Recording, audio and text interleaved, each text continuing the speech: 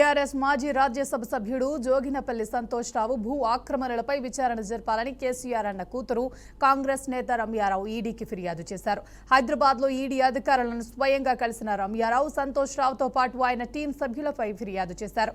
ఓ document files లో ED కార్యాలయంలోకి వెళ్లిన ఆమె సంతోష్ రావుపై భూ కుంభకోణాలకు సంబంధించిన కీలక ఆధారాలను ఈడీకి సమర్పించినట్లు అధికారులతో భేటీ అనంతరం మీడియాతో చెప్పారు.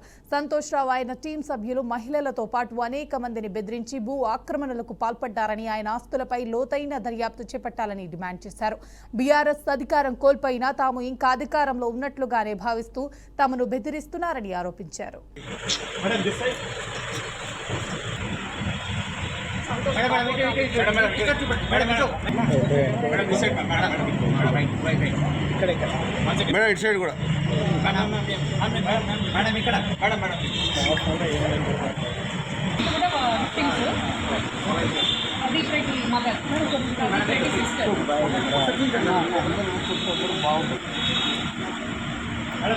మేడం కొద్దిగా